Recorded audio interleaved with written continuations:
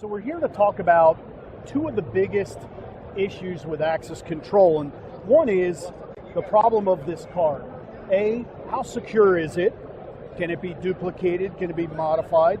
And number two, how do I make sure this card is associated to me? So Chris, how do you overcome that objection or that problem? Yeah, well, SAFR, we've identified that as a major problem within the industry. So when we look at the credential problem as far as cards being able to be cloned and not being able to associate it with people, it creates a big vulnerability within your security ecosystem. And the way we look at it is a plastic card with old technology is no different than an old key being copied at Home Depot. Gotcha. So what we've done is we've developed a device that sits at the door that uses your face as your credential to get through the door. Okay, all right. So some of the issues that I see or think about with that is, how secure is that versus the card technology we just talked about? And also, what's the read range? How far can I be away from that so it detects me? Yeah, so the accuracy is the key part there. So SAFR has developed our own algorithm, and with this tested and certified, so we've got over 99% accuracy. And this is all done through a simple 2D enrollment image. So it's not like something has to be scanned in front of the image there. We're able to repurpose pictures that already exist in the access control system. Nice. So it reduces your overall cost and time of enrolling people, because it could be an enterprise type of solution across the multi-state campuses.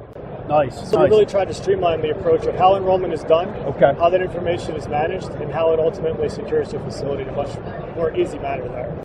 Now, I guess one of the other questions is, in our industry, a bad term is proprietary. So can this work with anyone's access control systems that are out there? So that's what's unique about how we're doing this. All of our devices are supported with OSDP or WGAN. So once we match the face at the edge, we're sending back that same card number to the access control system.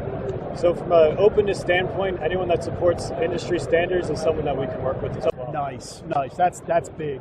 One of the other things that I know people will talk about is when you start getting into this type of technology is it limited? Meaning, can it only be used indoor, or can it be also utilized for an outdoor application? So that's what's unique about our algorithm. So instead of using wide dynamic range to adjust for lighting conditions, we're using face prioritization. So our imager is only looking for the face. It's able to block out any lighting conditions outside of that.